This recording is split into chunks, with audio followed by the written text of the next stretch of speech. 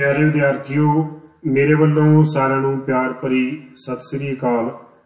विद्यार्थियों, मैं तुहाडा पंजाबी अध्यापक कुलविंदर सिंह, सरकारी सीनियर सैकेंडरी स्कूल ਚੱਕ ਗਿਲਜੇਵਾਲਾ, ਜ਼ਿਲ੍ਹਾ ਸ਼੍ਰੀ ਮੁਕਤਸਰ ਸਾਹਿਬ, पंजाब। विद्यार्थियों, ਅੱਜ ਆਪਾਂ ਤੁਹਾਡੀ 9ਵੀਂ ਕਲਾਸ ਦੀ ਸਾਹਿਤਮਾਲਾ ਪੁਸਤਕ ਵਿੱਚੋਂ कविता भाग पढ़ांगे।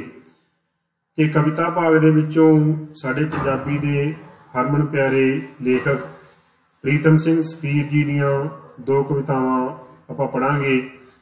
दो पिपल दे पत्ते, एक मिट्टी दी मुट्ठी। विद्यार्थियों, पंजाबी साहित्य विच प्रोफैसर प्रीतम सिंह जी का नाम जिहड़ा है वो बड़ा आदर सत्कार नाल लिया जाता है। उन्हां दी कवितावां दे विच सानूं एक वखरा झलकारा मिलता है। अध्याय तो बाद जिवें सानूं भाई वीर सिंह दी कवितावां दे विच दिखदा सी, उस तरह ही अध्याय तो बाद की छोटी जी झलक सानूं प्रीतम सिंह सफीर जी दीयां कवितावां दे विच सानूं देखण नूं मिलेगी। आओ आपां कवितावां पढ़न तो पहलां थोड़ी जी झलक उन्हां दे जीवन ते पाउणे आ, तां कि साडा इन्हां कवितावां दे विच साडी जिहड़ी दिलचस्पी है वो होर वध सके। विद्यार्थियों, प्रोफैसर प्रीतम सिंह सफीर जी का जन्म 10 अप्रैल 1916 ईस्वी नूं पिता सरदार महताब सिंह के घर माता तेजवंत कौर की कुखों होया ते पिंड उन्हां दा मलपुर जिला रावलपिंडी सी। ये जगह हुण पाकिस्तान दे विच पैंदी है। आप दीयां कवितावां दे विच अध्यात्मक, व्यक्तिवादी ते समाजवादी झुकाव प्रतीत होंदे हैं। जिवें पहलां आपां गल कीती सी कि थोड़ी जी अध्यात्मवाद की जिहड़ी झलक है वो सानूं प्रोफैसर जिहड़ा प्रीतम सिंह सफीर दीयां कवितावां दे विच सानूं देखण लई मिलेगी। उही गल इत्थे कीती गई है कि उन्हां दी कवितावां दे विच सानूं अध्यात्मक, व्यक्तिवादी जो व्यक्ति की गल करन, लोकां दीयां गल करन, समाजवादी समाज दीयां समस्यावां ते गल करन, इहो ਜਿਹੇ ਜਿਹੜੇ विषय है सानूं उन्हां ਦੀਆਂ कवितावां ਦੇ ਵਿੱਚ ਦੇਖਣ ਨੂੰ ਮਿਲਦੇ ਆ। रूप के पक्ष तो आपकी कविता किते किते पूरन सिंह की कविता वांग छंदाबंदी तो खुल लैंदी प्रतीत होंदी। खुली कविता इस समय दे विच बथेरी लिखी जान लगी सी प्यारे विद्यार्थियों, ते प्रीतम सिंह सफीर जी ने भी उस विधा नूं अपनाउंदे होए सानूं थोड़ी जिहड़ी खुल्लियां कवितावां वो लिखियां, तो सानूं थोड़ा जिहा खुल्लापन नज़र आएगा। तुकबंदी तो मुक्त, छंदाबंदी तो मुक्त जिहड़ी कविता है वो सानूं किते ना किते देखण नूं मिलेगी सफीर जी की लिखी हुई। जे असी उन्हां दे काव्य संग्रहां की गल करिए तां कत्तक कुंजां, पाप दे सोहले, रकत बूंदां, राग रिश्मा, गुरु गोबिंद, अनेक विस्तार, आपे बहुरंगी, आद जुगाद, सर्व कला जिहड़े आप दे काव्य संग्रह वो सानूं देखण नूं मिलदे हैं। इस तो इलावा मेरी साहित्यक स्वैजीवनी, रचना प्रक्रिया, अग्नि अगोचर, संजोग विजोग, सर्व निरंतर ते धुर की बाणी, ये पंजाबी साहित्य की झोली जिहड़ियां कवितावां उन्होंने पाईआं। तो ये थोड़ा जिहा उन्हां दा जीवन ब्यौरा सी प्यारे विद्यार्थियों, संखेप दे विच जिहड़ा कि तुहाडे सामने रखा गया है, ताकि तुसीं जाण सको कि जिस कवि बारे असीं पढ़न जा रहे हैं उन्हां दे विषय, उन्हां दीयां रचनावां किन्नियां महान होणगीਆਂ जिन्हां दा जीवन इन्ना महान है। आओ हुण आपां अपने विषय वल वधदे होए पढ़दे हां उन्हां दी पहली कविता। तां प्यारे विद्यार्थियों, उन्हां दी पहली कविता साडे कोल है दो पिपल दे पत्ते। इस कविता दे विच तुहानूं थोड़ा जिहा जिहड़ा अध्यात्मवाद दा, थोड़ा जिहा रहस्यवाद दा जिहड़ा झलकारा है वो पवेगा। कवि ने बड़ी डूंगी गल इस कविता दे विच कीती है, दो पिपल दे पत्तियां दी उदाहरण लैके। आओ पहलां इस कविता दा आपां कविता पाठ करदे हां, फिर आपां इस नूं अर्थां समेत पढ़ांगे। दो पिपल दे पत्ते। दो पिपल दे पत्ते तोड़े, होर तोड़ के परोते। दो पिपल दे पत्ते तोड़े, होर तोड़ के परोते, सिर ते बद्धे ऋषि व्यास। सिर ते बद्धे ऋषि व्यास, सुरती खाए स्वर्गां विच गोते, दिल विच पिया मिलन दी आस। सुरती खाए स्वर्गां विच गोते, दिल विच पिया मिलन दी आस। तुर पे नाल वो भी, तुर पे नाल वो भी, तुर गए ज्ञान समुंदर सत्ते, जुग जुग जिऊण पिपल दे पत्ते, जुग जुग जिऊण पिपल दे पत्ते।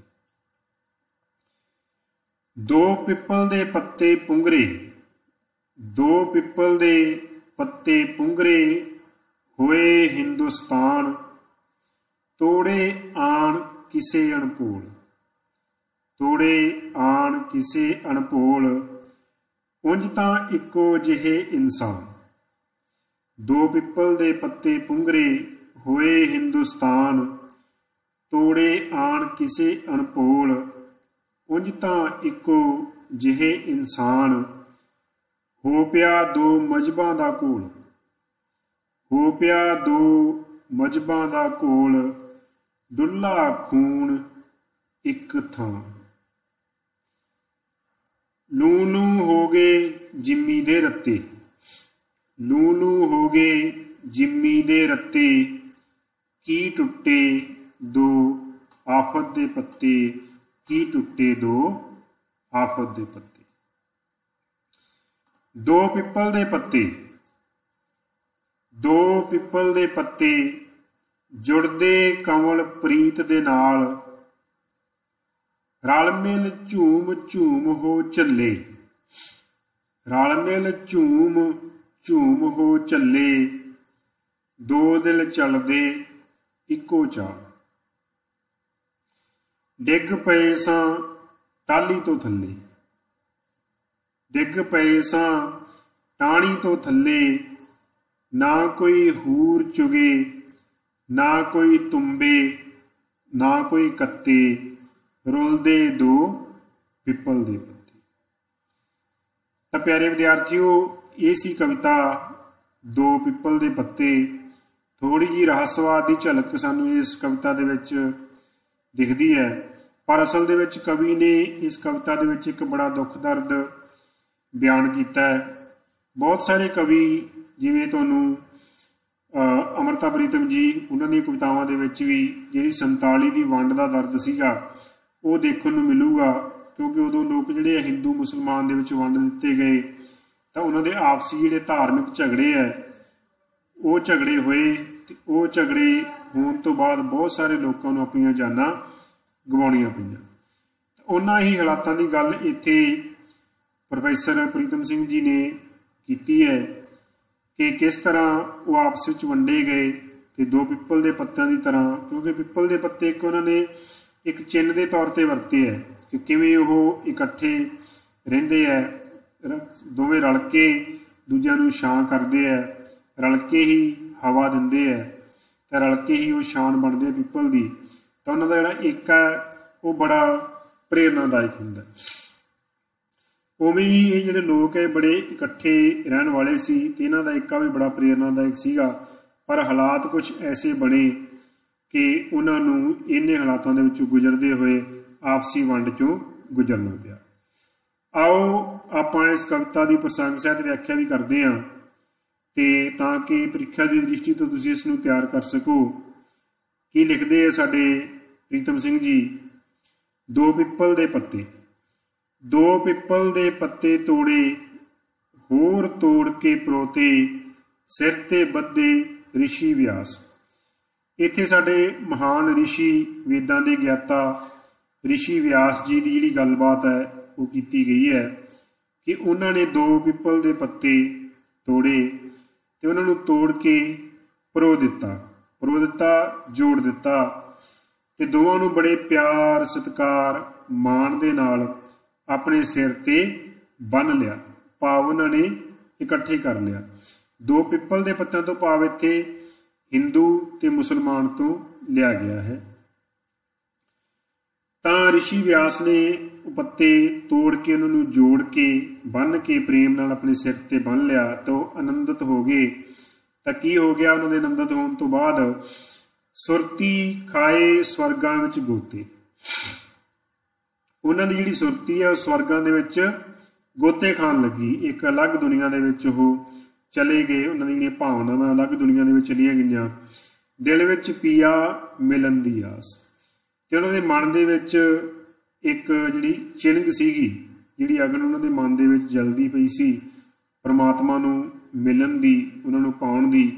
सुरती खाए स्वर्गां विच गोते, उन्हां सारिआं नूं नाल लै के स्वर्गां दे विच उहदी सुरती गोते खान लगी। ते दिल विच पिया मिलन दी आस, तुर पे नाल वो भी, तां वो खुद भी नाल तुर पे उस स्वर्ग वाले रस्ते नूं, क्योंकि परमात्मा नूं मिलन दी जिहड़ी तांघ सी वो उन्हां दे मन विच उछल उछल के पैंदी सी। तुर गए ज्ञान समंदर सत्ते, ज्ञान दे सत्ते समुंदर भी नाल नाल तुरन लगे। तां स्वर्गां वल जांदियां जो उन्हां दे दिमाग दे विच ज्ञान दे समुंदर बने हुए सी वो भी नाल नाल स्वर्गां दे विच चले गए। जुग जुग जीवन पिपल दे पत्ते। हुण ऋषि व्यास जी की उदाहरण दे के इत्थे कवि कह रहा है कि ऋषि व्यास नूं स्वर्गां दे गोते लवाउण वाले, पिया मिलन दी जिहड़ी उन्हां दी तांघ सी उसनूं पूरी करन वाले, ते उन्हां दे ज्ञान दे समुंदरां नूं नाल नाल स्वर्ग विच पहुंचाउण वाले जिहड़े ये पिपल दे पत्ते है, ये सदा सदा जिउंदे रहण ते ये धरती उन्हां दे जिउण नाल वसदी रहे। उस तो अगे की होया, उस खूबसूरत चित्रण तो बाद कवि अपनी अगली गल ते आउंदा है। दो पिपल दे पत्ते पुंगरे हुए हिंदुस्तान, तोड़े आन किसे अणभोल, उंज तां इक्को जिहे इंसान। ते बड़ी खूबसूरत ये ऋषियां मुनियां दी धरती दे उपर ये लोग वसदे सी। फिर एक जिहड़ी कड़तन पैदा हुई, दो पिपल दे पत्ते पुंगरे हुए हिंदुस्तान।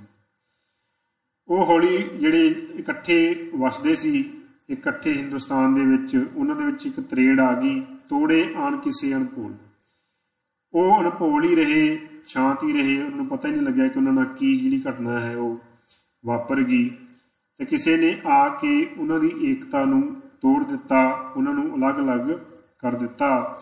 तोड़े आन किसे अणभोल, कि उन्होंने इस गल का पता ही नहीं लग्या कि कदों उन्होंने खिलार दिता गया कि प्यार मुहब्बत वाला जिहड़ा रस्ता है उन्होंने छड्ड के वो एक लड़ाई झगड़े ते वड्डा टुक्की दे जिहड़े रस्ते है उहदे ते पै गए। उंज तां इक्को जिहे इंसान, पर उन्हां 'च फर्क की सीगा, उन्हां दे दिमाग दे विच जहर बीज दिता गया कि ये हिंदू है ये मुसलमान है, पर असल दे विच वो भी इस गल नूं घोख ना पाए कि वो इक्को जिहे ही इंसान है।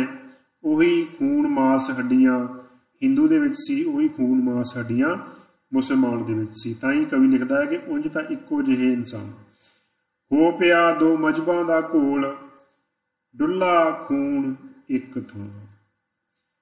47 की वंड का जिहड़ा दर्द है वो तुहानूं दिखूगा बहुत सारे कवियों दी कवितावां दे विच कि मजहबां दा जिहड़ा घोल है वो हो पिया कि ये धरती मेरी है, ये धरती तेरी है, ये धरती हिंदू दी है, ये मुसलमान दी है।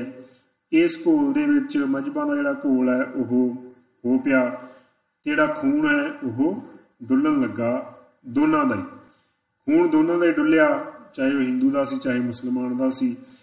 नू नू हो गए जिम्मी दे रत्ते, की टुटे दो आफत दे पत्ते। वो दो पिपल दे पत्ते जिहड़े इन्ने जुड़े हुए सीगे, इक्को जिहे सीगे, जिन्हां नूं ऋषि व्यास ने सिर ते बन के स्वर्गां दा गोता लाया, वो जदों की टुटे, वो आफत दे पत्ते बन के असल दे विच टुटे। ते उन्हां दे आपसी लड़ाई झगड़े मजहबां दीयां लड़ाइयां ने जिहड़ा जमीन सी धरती सी उस दे जर्रे जर्रे नूं रत्ता कर दिता एक दूजे दे खून नाल। दो पिपल दे पत्ते जुड़दे कमल प्रीत दे नाल, कि दो पिपल दे पत्ते जुड़दे कमल प्रीत दे नाल। ਉਹਨਾਂ ਦਾ ਆਪਸੀ ਪ੍ਰੇਮ ਕਿਸ ਤਰ੍ਹਾਂ ਦਾ ਸੀ, ਅਸਲ ਦੇ ਵਿੱਚ ਉਹ ਆਪਸ ਵਿੱਚ ਕਿਵੇਂ ਜੁੜੇ ਹੋਏ ਸੀ। ਉਹ ਇਸ ਤਰ੍ਹਾਂ ਜੁੜੇ ਹੋਏ ਸੀ ਜਿਸ ਤਰ੍ਹਾਂ ਕਮਲ ਦੇ ਫੁੱਲ ਦੀ ਪਾਣੀ ਨਾਲ ਪ੍ਰੀਤ ਹੁੰਦੀ ਹੈ, ਪਾਣੀ ਨਾਲ ਜਿਵੇਂ ਉਹ ਜੁੜਿਆ ਹੁੰਦਾ, ਜਿਵੇਂ ਪਾਣੀ ਨਾਲ ਉਸਦੀ ਮੁਹੱਬਤ ਹੁੰਦੀ ਹੈ, ਇਵੇਂ ਉਹ ਆਪਸ ਵਿੱਚ ਜੁੜੇ ਹੋਏ ਸੀਗੇ। ਦੋ ਪਿੱਪਲ ਦੇ ਪੱਤੇ ਜੁੜਦੇ ਕਮਲ ਪ੍ਰੀਤ ਦੇ ਨਾਲ, ਰਲ ਮਿਲ ਝੂਮ ਝੂਮ ਹੋ ਝੱਲੇ, ਰਲ ਮਿਲ ਝੂਮ ਝੂਮ ਹੋ ਝੱਲੇ, ਦੋ ਦਿਲ ਚੱਲਦੇ ਇੱਕੋ ਚਾਲ। ਕਿ ਉਹਨਾਂ 'ਚ ਆਪਸੀ ਬੜਾ ਪ੍ਰੇਮ ਸੀਗਾ, ਜਿਵੇਂ ਕਮਲ ਦੇ ਫੁੱਲ ਦੀ ਪਾਣੀ ਨਾਲ ਪ੍ਰੀਤ ਹੁੰਦੀ ਹੈ, ਉਵੇਂ ਇਹ ਪੱਤੇ ਰਲ ਮਿਲ ਕੇ ਝੂਮਦੇ ਸੀ, ਝੱਲੇ ਹੋ ਕੇ ਨੱਚਦੇ ਹੱਸਦੇ ਗਾਉਂਦੇ ਸੀ। ਦੋ ਦਿਲ ਚੱਲਦੇ ਇੱਕੋ ਚਾਲ, ਇਕੱਠੇ ਸਾਰੇ ਰਹਿੰਦੇ ਸੀ, ਚੱਲਦੇ ਸੀ, ਪਿਆਰ ਮੁਹੱਬਤ ਵੰਡਦੇ ਸੀ। ਡਿੱਗ ਪਏ ਸਾਂ ਟਾਹਣੀ ਤੋਂ ਥੱਲੇ, ਪਰ ਕਿਸੇ ਨੇ ਇਹਨਾਂ ਨੂੰ ਵੰਡ ਦਿੱਤਾ। ਇੱਕ ਵੰਡ ਦੀ ਜਿਹੜੀ ਚੰਗਿਆੜੀ ਹੈ ਉਹ ਇਹਨਾਂ ਵਿੱਚ ਲਿਆ ਕੇ ਸੁੱਟ ਦਿੱਤੀ ਤੇ ਇਹ ਟਾਹਣੀ ਤੋਂ ਥੱਲੇ ਡਿੱਗ ਪਏ। ਪੱਤਾ ਵਿਦਿਆਰਥੀਓ ਉਹਨਾਂ ਚਿਰ ਹੀ ਹਰਾ ਰਹਿੰਦਾ ਹੈ ਜਿੰਨਾ ਚਿਰ ਉਹ ਟਾਹਣੀ ਨਾਲ ਜੁੜਿਆ ਰਹਿੰਦਾ ਹੈ। ਜਦੋਂ ਟਾਹਣੀ ਨਾਲ ਟੁੱਟ ਜਾਂਦਾ ਹੈ ਤਾਂ ਉਸਦਾ ਖਾਣ ਪੀਣ ਬੰਦ ਹੋ ਜਾਂਦਾ ਹੈ ਤੇ ਫਿਰ ਵਗਣ ਵਾਲੀਆਂ ਜਿਹੜੀਆਂ ਹਵਾਵਾਂ ਉਸ ਨੂੰ ਉਡਾ ਕੇ ਲੈ ਜਾਂਦੀਆਂ, ਧੁੱਪ ਨਾਲ ਉਹ ਸੁੱਕ ਜਾਂਦਾ ਹੈ ਤੇ ਉਹਦਾ ਜਿਹੜਾ ਅਸਤਿਤਵ ਹੈ ਉਹ ਖਤਰੇ 'ਚ ਪੈ ਜਾਂਦਾ ਹੈ। ਇਸੇ ਤਰ੍ਹਾਂ ਹੀ ਜਦੋਂ ਉਸ ਏਕਤਾ ਦੇ ਰੁੱਖ ਤੋਂ ਦੋਵੇਂ ਪੱਤੇ ਟੁੱਟ ਕੇ ਡਿੱਗ ਪਏ, ਨਾ ਕੋਈ ਹੂਰ ਚੁਗੇ, ਕੋਈ ਉਹਨਾਂ ਨੂੰ ਚੁਗਣ ਵਾਲਾ ਨਹੀਂ ਸੀਗਾ, ਕੋਈ ਹੂਰਾਂ ਦੇ ਦਿਖਾਏ ਜਾਂਦੇ ਸੁਪਨੇ ਜਿਹੜੇ ਉਹ ਪੂਰੇ ਨਹੀਂ ਹੋਏ, ਨਾ ਕੋਈ ਤੁੰਬੇ ਨਾ ਕੋਈ ਕੱਤੇ, ਰੁਲਦੇ ਦੋ ਪਿੱਪਲ ਦੇ ਪੱਤੇ। ਤੇ ਨਾ ਕੋਈ ਉਹਨਾਂ ਨੂੰ ਤੁੰਬ ਰਿਹਾ ਨਾ ਕੋਈ ਕੱਤ ਰਿਹਾ, ਭਾਵ ਉਹਨਾਂ ਨੂੰ ਕਿਸੇ ਆਪਦੇ ਕੰਮ ਦੇ ਵਿੱਚ ਕੋਈ ਉਹਨਾਂ ਨੂੰ ਵਰਤ ਨਹੀਂ ਰਿਹਾ, ਉਹਨਾਂ ਦੇ ਮਾੜੇ ਹਾਲਾਤ ਹੋ ਚੁੱਕੇ ਹੈ। ਤੇ ਰੁਲਦੇ ਦੋ ਪਿੱਪਲ ਦੇ ਪੱਤੇ, ਆਪਸੀ ਲੜਾਈ ਝਗੜੇ ਕਾਰਨ ਬੇਕਦਰੀ ਉਹਨਾਂ ਦੀ ਇੰਨੀ ਹੋ ਗਈ ਹੈ ਕਿ ਉਹ ਹੁਣ ਜ਼ਮੀਨ ਤੇ ਮਿੱਟੀ ਦੇ ਵਿੱਚ ਰੁਲਣ ਜੋਗੇ ਹੀ ਰਹਿ ਗਏ। ਤਾਂ ਪਿਆਰੇ ਵਿਦਿਆਰਥੀਓ, ਇਹ ਸੀ ਪ੍ਰੀਤਮ ਸਿੰਘ ਸਫੀਰ ਜੀ ਦੀ ਕਵਿਤਾ ਦੋ ਪਿੱਪਲ ਦੇ ਪੱਤੇ, ਜਿਸ ਨੂੰ ਆਪਾਂ ਪੜ੍ਹਿਆ। ਥੋੜ੍ਹੀ ਜਿਹੀ ਰਹੱਸਵਾਦ ਦੀ ਝਲਕ ਜਿਹੜੀ ਮਿਲੀ ਹੈ ਤੁਹਾਨੂੰ, ਸਾਨੂੰ ਕੁਝ ਕੁ ਉਦਾਹਰਨ ਦੇ ਕੇ ਸਮਝਾਉਂਦੇ ਹੋਏ ਸਫੀਰ ਜੀ ਦੱਸਦੇ ਆ ਕਿ ਕਿਸ ਤਰ੍ਹਾਂ ਮੁਸਲਮਾਨ ਤੇ ਹਿੰਦੂ ਆਪਸ ਦੇ ਵਿੱਚ ਵੰਡੇ ਗਏ, ਪਿੱਪਲ ਦੇ ਪੱਤਿਆਂ ਦੀ ਤਰ੍ਹਾਂ ਟੁੱਟ ਗਏ, ਬਿਖਰ ਗਏ ਤੇ ਉਸ ਤੋਂ ਬਾਅਦ ਉਹਨਾਂ ਨੇ ਕੀ ਨੁਕਸਾਨ ਝੱਲਿਆ। ਆਓ ਇੱਕ ਸਰਸਰੀ ਜੀ ਨਜ਼ਰ ਆਪਾਂ ਇਸ ਕਵਿਤਾ ਦੇ ਕੇਂਦਰੀ ਭਾਵ ਤੇ ਮਾਰ ਲੈਂਦੇ ਹਾਂ, ਫਿਰ ਆਪਾਂ ਆਪਣੀ ਅਗਲੀ ਕਵਿਤਾ ਪੜ੍ਹਾਂਗੇ। ਕੇਂਦਰੀ ਭਾਵ, ਪਿੱਪਲ ਦੇ ਪੱਤਿਆਂ ਰੂਪੀ ਹਿੰਦੁਸਤਾਨ ਦੇ ਦੋ ਮਜ਼ਹਬਾਂ ਨੂੰ ਜਦੋਂ ਕਿਸੇ ਨੇ ਤੋੜਿਆ ਤਾਂ ਬਹੁਤ ਖੂਨ ਖਰਾਬਾ ਹੋਇਆ। ਉਹ ਰੁਲਣ ਲੱਗੇ, ਪਰ ਜਦੋਂ ਉਹ ਇਕੱਠੇ ਸਨ ਤਾਂ ਰਲ ਮਿਲ ਕੇ ਮਸਤੀ ਵਿੱਚ ਝੂਮਦੇ ਸਨ। ਇਸ ਕਵਿਤਾ ਰਾਹੀਂ ਕਵੀ ਏਕਤਾ ਦਾ ਸੰਦੇਸ਼ ਦਿੰਦਾ ਹੈ। ਤਾਂ ਉਸੇ ਹੀ ਕੇਂਦਰੀ ਭਾਵ ਦੀ ਗੱਲ ਕੀਤੀ ਗਈ ਹੈ, ਜਿਸ ਭਾਵ ਨੂੰ ਲੈ ਕੇ ਕਵਿਤਾ ਲਿਖੀ ਗਈ ਕਿ ਦੋ ਪਿੱਪਲ ਦੇ ਪੱਤੇ ਰੂਪੀ ਜਿਹੜੇ ਹਿੰਦੂ ਮੁਸਲਮਾਨ ਹੈ ਉਹ ਆਪਸ ਵਿੱਚ ਵੰਡੇ ਗਏ, ਉਹਨਾਂ ਦੇ ਟੋਟੇ ਹੋ ਗਏ ਤੇ ਉਹਨਾਂ ਨੂੰ ਬਹੁਤ ਸਾਰਾ ਜਿਹੜਾ ਨੁਕਸਾਨ ਹੈ ਉਹ ਝੱਲਣਾ ਪਿਆ। ਤਾਂ ਇਹ ਸੀ ਸਾਡੀ ਪਹਿਲੀ ਕਵਿਤਾ। ਆਓ ਹੁਣ ਆਪਾਂ ਆਪਣੀ ਦੂਸਰੀ ਕਵਿਤਾ ਪੜ੍ਹਦੇ ਹਾਂ। ਸਾਡੀ ਦੂਜੀ ਕਵਿਤਾ ਹੈ ਇੱਕ ਮਿੱਟੀ ਦੀ ਮੁੱਠੀ। ਆਓ ਪਹਿਲਾਂ ਆਪਾਂ ਇਸ ਦਾ ਕਵਿਤਾ ਪਾਠ ਕਰਦੇ ਹਾਂ। ਇੱਕ ਮਿੱਟੀ ਦੀ ਮੁੱਠੀ ਭਰ ਕੇ, ਇੱਕ ਮਿੱਟੀ ਦੀ ਮੁੱਠੀ ਭਰ ਕੇ, ਨੈਣਾ ਨਾਲ ਨੀਝ ਲਾ ਤੱਕੀ, ਨਕਸ਼ ਗਵਾਚੇ ਹੋਏ ਨਾ ਦਿਸੇ, ਨਕਸ਼ ਗਵਾਚੇ ਹੋਏ ਨਾ ਦਿਸੇ, ਹੋਂਠ ਹਸਾ ਨਾ ਸਕੀ।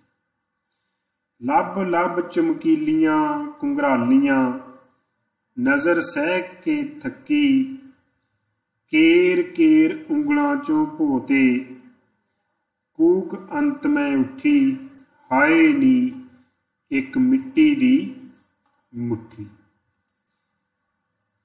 ਇੱਕ ਮਿੱਟੀ ਦੀ ਮੁੱਠੀ, ਇੱਕ ਮਿੱਟੀ ਦੀ ਮੁੱਠੀ, ਸੁਫਨੇ ਸਹਿ ਬ੍ਰਹਮੰਡਾਂ ਕੁੱਲ ਹੁਸਨਾਂ ਦੇ, ਇੱਕ ਇੱਕ ਕਿਣਕੇ ਵਿੱਚ ਸਾਂਭੇ ਹੋਏ, ਵੱਲ ਫੁੱਲਾਂ ਦੇ ਦਰਿਆ ਦੇ, ਹੁਸਨਾਕਾਂ ਦੇ ਦਿਲ ਪਰੋਏ, ਝੁੱਲ ਪੈਂਦੇ ਵਿੱਚ ਸਖਤ ਹਵਾ ਦੇ, ਕਦੇ ਜਿੰਮੀ ਤੇ ਫੇਰ ਸਿਸਕਦੀ, ਆ ਪੈਂਦੀ ਹੈ ਪੁੱਠੀ, ਕੀ ਬੋਲੇ एक मिट्टी दी मुट्ठी की बोले एक मिट्टी दी मुट्ठी।